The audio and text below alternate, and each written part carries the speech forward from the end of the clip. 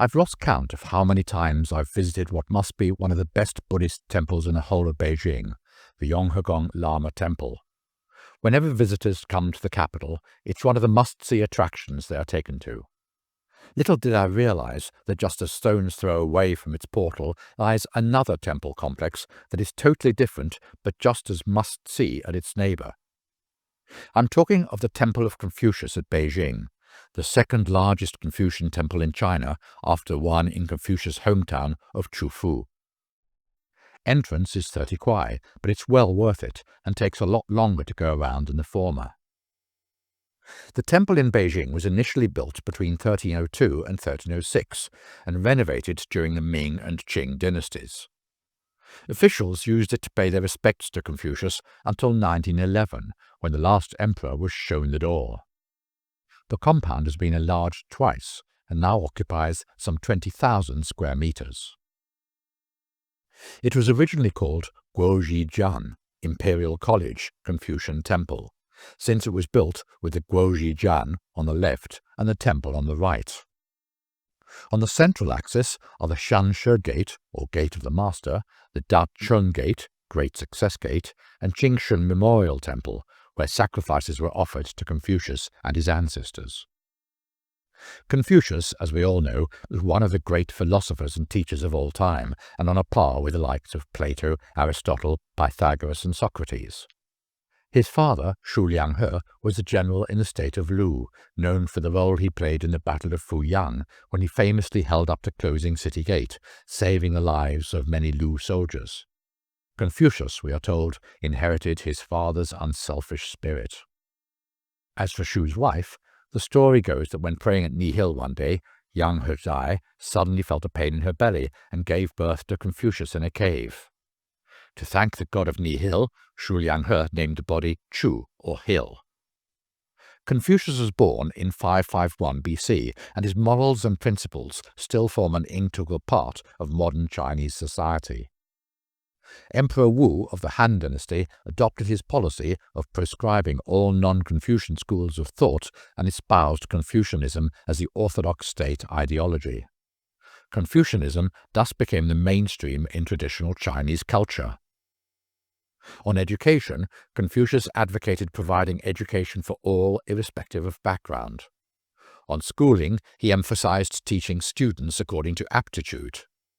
He founded the first Chinese private school and accepted students from all walks of life. But enough of the background, and back to this amazing place. When you enter the grounds, you can see 14 stone steel pavilions constructed during the Ming and Qing dynasties that hold various historical documents all carved into the stone, such as the successful suppression of a riot in Shanghai in 1725 and the completion of renovations in the temple in 1769. The temple also contains 198 stone tablets positioned on either side of the front courtyard, recording more than 51,000 names of Jinshe, or advanced scholars, who passed the Keju examination, the last being 1904. The examinations were a prerequisite for work in the government's vast bureaucracy, and passing these exams was considered a great accomplishment.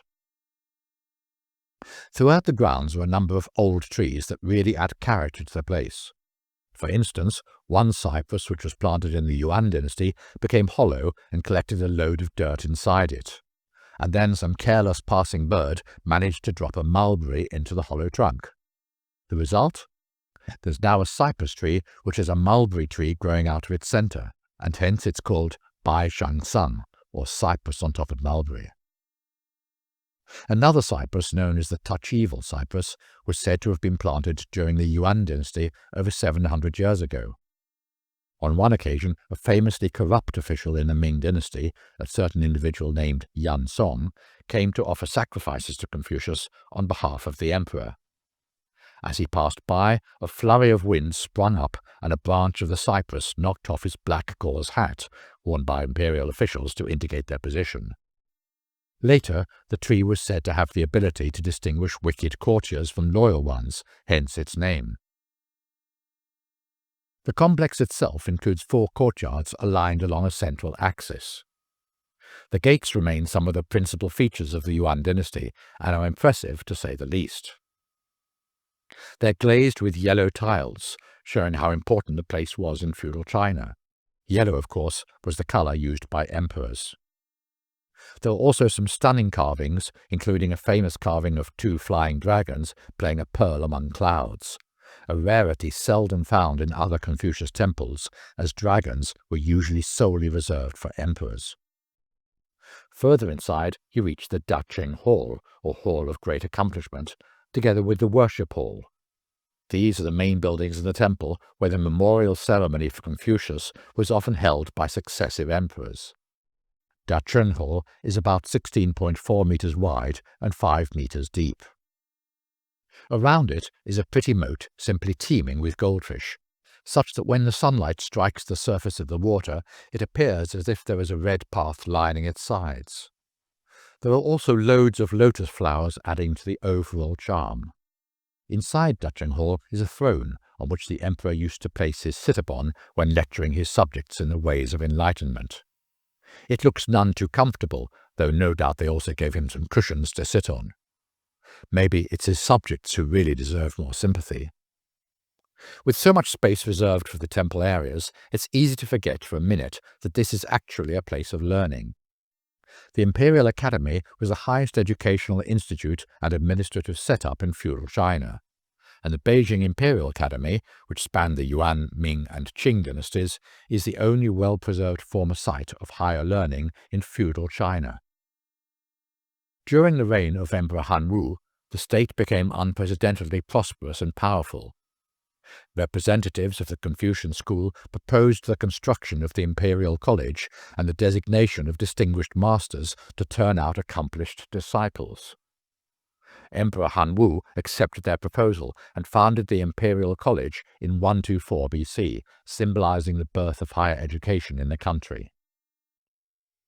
The unification of the country by the time of the Sui dynasty brought about a systematic education system, and in 607 AD the Imperial Temple was redesignated as the Imperial Academy. It was composed of 6 classrooms which streamed students and recruited foreign students. The middle yard was essentially the teaching area. The connected rooms on the east and west sides, along the verandas, which served as classrooms, were called the 6 courts for jiangsheng, or students. Learning consisted mainly of classic works of Confucian schools, history, literature, calligraphy, and so on, which would be prescribed in the imperial civil service exams. Policies, laws, and current events were also included. You can enter one of these courts on the eastern side, where there are copious explanations of the vigorous examination system, together with models and tableaus showing what things might have looked like all those centuries ago. But did their trestle tables really have metal folding legs, painted to look like wood, I have to ask myself? One of the most impressive things on show at the Confucius Temple is what are known as the Qianlong stone tablets. These were 189 slabs of stone onto which were carved 13 Confucian classics containing more than 628,000 Chinese characters, all written in regular script by Jiang Heng from Jiangsu province.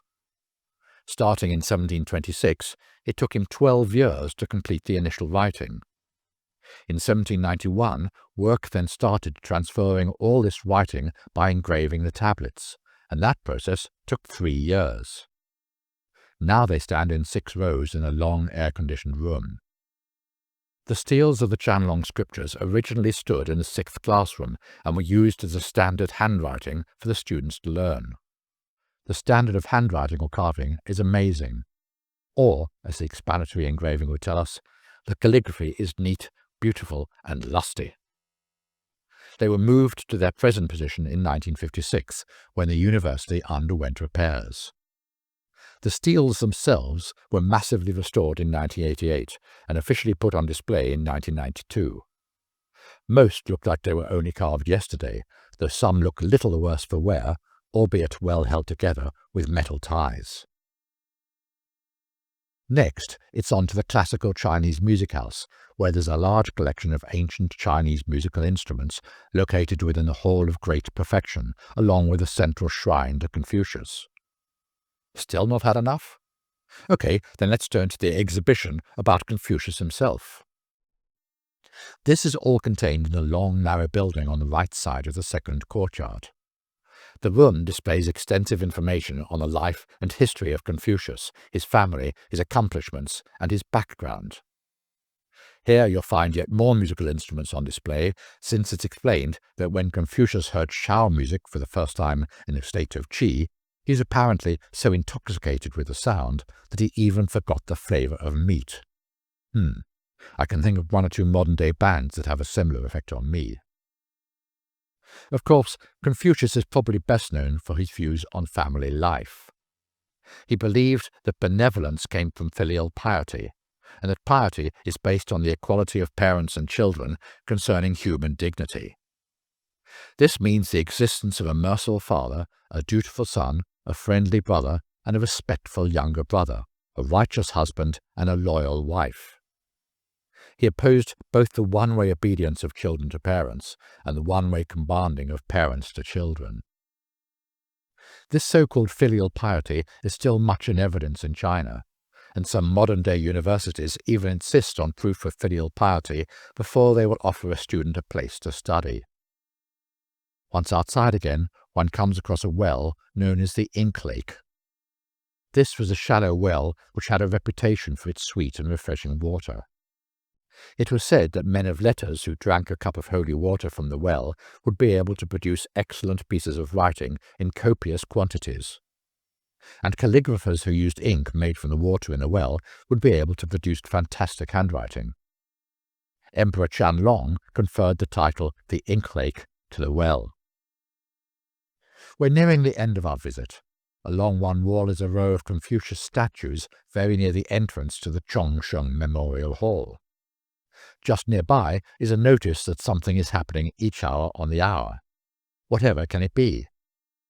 Vast armies of tourists start to congregate in front of the Chongsheng Memorial Hall, which was not built until 1531 during the reign of Emperor Beijing of the Ming dynasty, by the way. The hall was used for offering sacrifices to 5 generations of Confucius's ancestors. A large screen raises an air of expectation. And then suddenly some music starts wafting from loudspeakers, and actors in cute uniforms emerge from the temple doing what looks like an unknown variety of calisthenics. Heaven knows what the relationship is, if any, that the performances have with the teachings or life of Confucius, but they're enjoyable to watch. There are 20 performers or dancers in all, and the costumes are vivid and certainly eye-catching. The performance itself lasts for all of 12 minutes. And before long, everyone is making their way out of the makeshift arena and heading towards the main gate. 30 kuai for this afternoon of delights? It's a snip.